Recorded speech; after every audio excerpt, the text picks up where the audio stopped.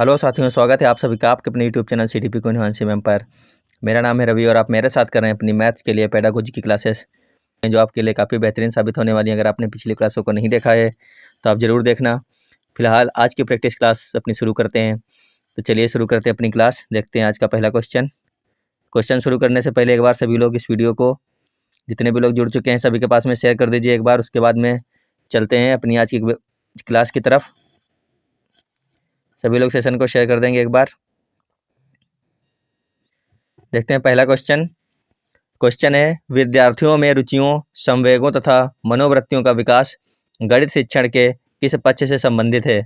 तो आपको बताना है कि गणित में रुचियों, संवेगों तथा मनोवृत्तियों का विकास गणित शिक्षण के किस पक्ष से संबंधित है। पहला है ज्ञानात्मक पक्ष, दूसरा है भावात्मक पक्ष, तीसरा है क्रियात्मक पक्ष और चौथा ऑप्शन है इनमें से कोई नहीं। तो जितने भी साथी लोग हमारे साथ जुड़ चुके हैं सभी लोग आंसर करेंगे। बताइए इसमें कौन सा ऑप्शन सही हो जाएगा। इसका हो जाएगा ऑप्शन नंबर 2। क्या हो जाएगा?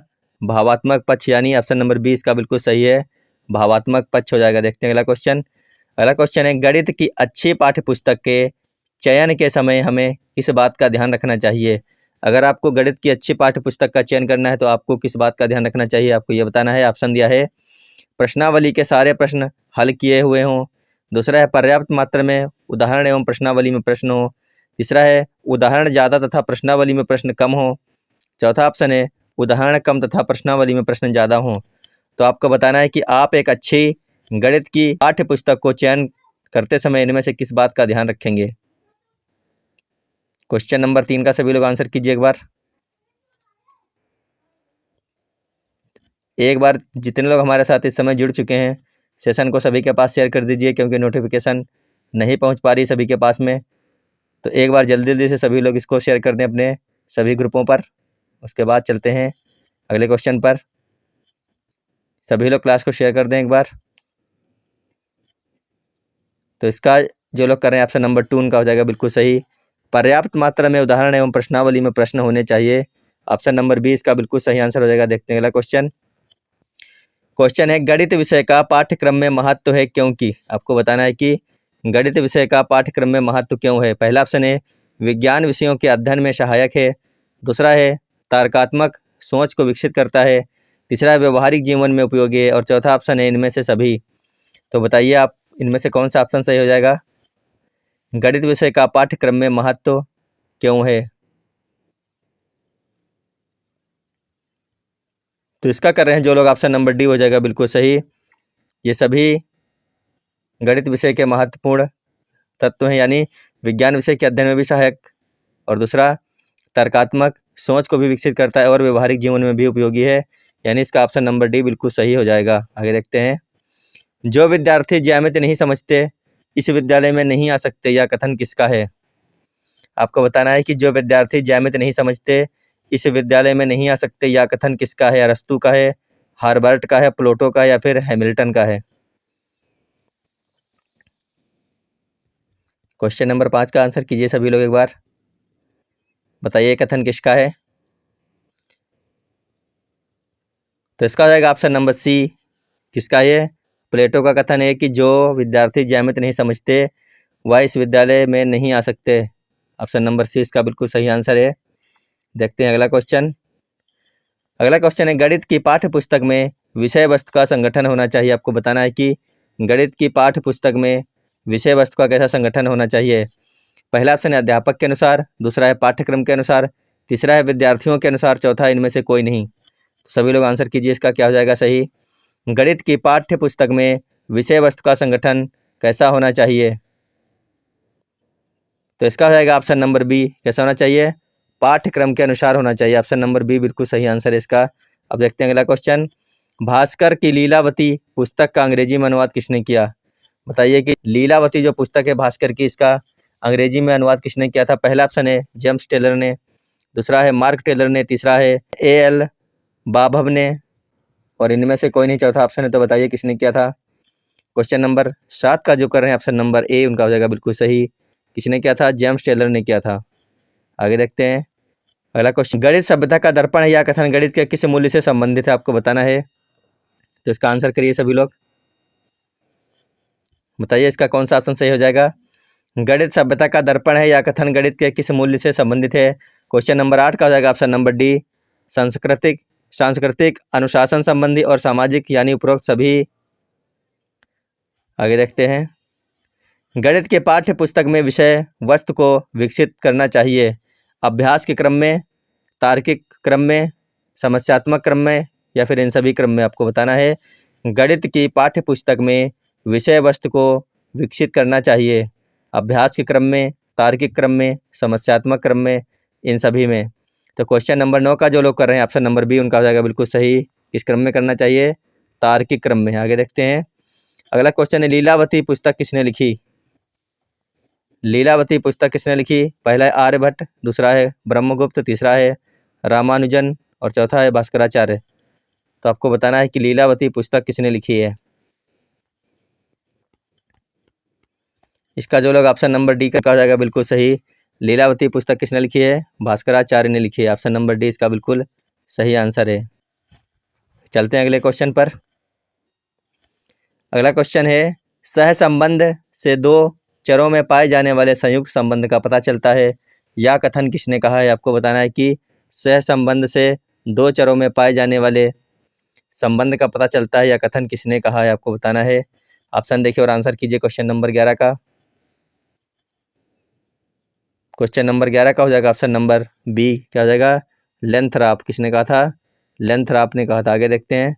क्वेश्चन नंबर 12 है, गणित की प्रकृति है। आपको बताना है कि गणित की प्रकृति कैसी है। पहला ऑप्शन है तार्किक, दूसरा है अलंकारिक, तीसरा है कठिन, चौथा है या सामान्य लोगों के लिए नहीं है। तो बताइए गणित की प्रकृति कैसी है।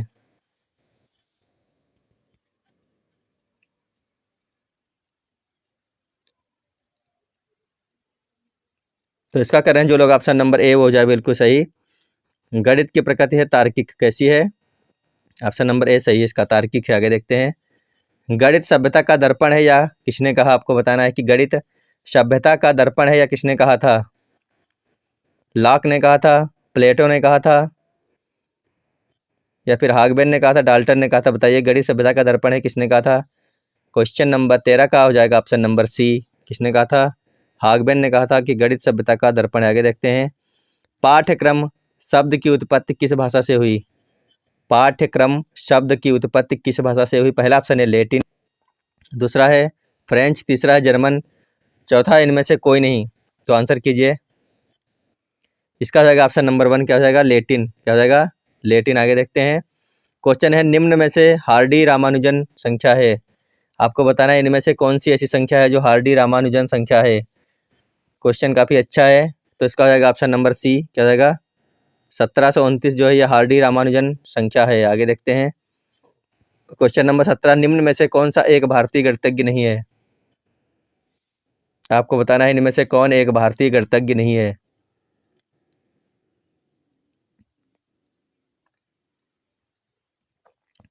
इसका हो जाएगा ऑप्शन नंबर ए, क्या हो जाएगा, सारंगदेव जो है ये एक भारतीय गणितज्ञ नहीं है। ऑप्शन नंबर ए इसका बिल्कुल सही आंसर है। अगला क्वेश्चन है, गणित में बेहतर होने के लिए एक व्यक्ति को डॉट डॉट आवश्यकता है। तो आपको बताना है गणित में बेहतर होने के लिए एक व्यक्ति को किस चीज़ की आवश्यकता होगी। तो क्वेश्चन नंबर 18 का आंसर कीजिए सभी लोग। ऑप्शन पढ़िए और आंसर कीजिए क्वेश्चन नंबर 18 का। तो इसका जो लोग कर रहे हैं ऑप्शन नंबर बी उनका हो जाएगा बिल्कुल सही। अमूर्त चिंतन और तर्क संगत विवेचन द्वारा समस्याओं को बनाने और उन्हें सूत्रबद्ध करने की एक व्यक्ति को आवश्यकता होती है। ऑप्शन नंबर बी इसका बिल्कुल सही हो जाएगा। आगे देखते हैं। अगला क्वेश्चन है, जिन विद्यार्थियों को ज्यामितीय शब्दावली और उनके अर्थ समझने में कठिनाई होती है उनकी सहायता करने के लिए शिक्षक को। अब आपको बताना है इनमें कौन सा ऑप्शन सही होगा। पहला ऑप्शन दिया है ज्यामितीय शब्दावली की परिभाषा एवं विद्यार्थियों की परीक्षा लेनी चाहिए, दूसरा है समूह चर्चाओं को प्रोत्साहित करना चाहिए, तीसरा है समस्त शब्दावली और परिभाषाओं को रटकर याद करने पर बल देना चाहिए, चौथा है अधिक से अधिक गतिविधियों का प्रयोग करना चाहिए जैसे वर्ग पहेली, इस प्रकार से जो है कार्ड पजल्स, इस प्रकार से आदि बनाना या हल करना चाहिए। तो बताइए क्या हो जाएगा। तो इसका ऑप्शन नंबर डी सही हो जाएगा, अधिक से अधिक गतिविधियों का प्रयोग करना चाहिए। अधिक गणित जानने की अपेक्षा यह जानना अधिक उपयोगी है कि गणितीयकरण कैसे किया जाए। यह कथन किसके द्वारा कहा गया, आपको बताना है कि अधिक गणित जानने की अपेक्षा यह जानना अधिक उपयोगी है कि गणितीयकरण कैसे किया जाए। कथन किसका है, आपको यह बताना है। तो क्वेश्चन नंबर 20 का हो जाएगा ऑप्शन नंबर ए, क्या हो जाएगा, डेविड व्हीलर का कथन है। यह डेविड व्हीलर का कथन है कि गणित जानने की अपेक्षा यह जानना अधिक उपयोगी है कि गणितीकरण कैसे किया जाए। आगे देखते हैं, विद्यालयों में प्रसिद्ध गणितज्ञ श्रीनिवास रामानुजन के जन्म की जयंती की स्मृति पर सीबीएसई ने गणित सप्ताह मनाने की घोषणा की। तो आपको बताना है कि इसका अर्थ क्या है। संख्यात्मक नवाचार और तकनीक में योग्यता वृद्धि, संख्यात्मक नवाचार और प्रशिक्षण में अभिवृद्धि में वृद्धि, संख्यात्मक नवाचार और प्रशिक्षण में योग्यता में वृद्धि, संख्यात्मक नवाचार और तकनीक में अभिव्यक्ति में वृद्धि। तो आपको बताना है कौन सा ऑप्शन सही हो जाएगा इसमें।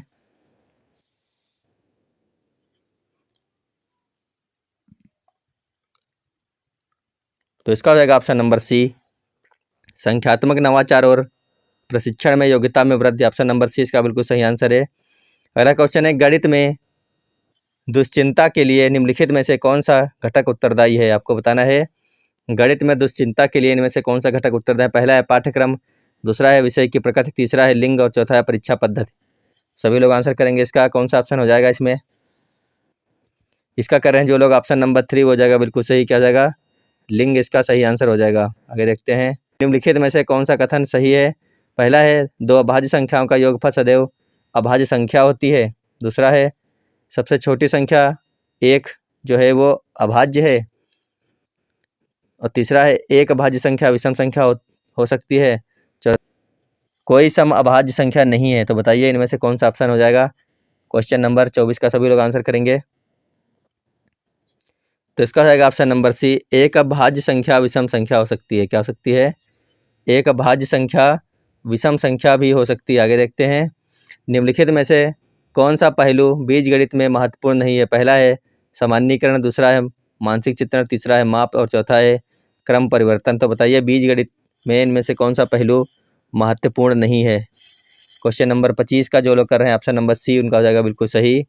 माप जो है ये ज़्यादा महत्वपूर्ण नहीं है बीजगणित के लिए। आगे देखते हैं, गणित में निम्नलिखित पदों में से कौन सा पद परिभाषित है। समतल, बिंदु रेखा या फिर चतुर्भुज के विकर्ण। तो बताना है गणित में निम्नलिखित पदों में से कौन सा पद परिभाषित है। तो इसका हो जाएगा ऑप्शन नंबर डी, क्या हो जाएगा, चतुर्भुज के विकर्ण। क्या हो जाएगा, चतुर्भुज के विकर्ण। आगे देखते हैं, गणित सार संग्रह के लेखक कौन है। आपको बताना है गणित सार संग्रह के लेखक हैं। बताइए इनमें से कौन सा ऑप्शन सही है। आर्यभट्ट, भास्कराचार्य, महावीराचार्य या फिर ब्रह्मगुप्त। तो इसका हो जाएगा ऑप्शन नंबर सी, क्या हो जाएगा, महावीराचार्य। यह बिल्कुल सही आंसर है इसका। तो आप लोग बताना कमेंट बॉक्स में आज की हमारी क्लास आपको कैसे लगी। फिलहाल अभी के लिए वीडियो देखने के लिए धन्यवाद। आप अपनी तैयारी को लगातार बेहतरीन करते रहिए क्योंकि एग्ज़ाम बिल्कुल पास में आ चुका है। कई लोगों के एडमिट कार्ड भी आ चुके हैं। तो फिलहाल अभी के लिए बाय बाय। और शाम को जो हमारी क्लास होती है 8 बजे उसको ज़रूर देखिएगा क्योंकि आपके लिए बहुत ही बेहतरीन क्वेश्चन की सीरीज लेकर के आ रहे हैं। 2-3 दिनों से आप लोग नहीं देख रहे हैं, उसको आप लोग ज़रूर देखें क्योंकि हिंदी आपका स्कोर सबसे ज़्यादा बढ़ाती है। तो आप हिंदी को ज़रूर देखा कीजिए। धन्यवाद, बाय बाय।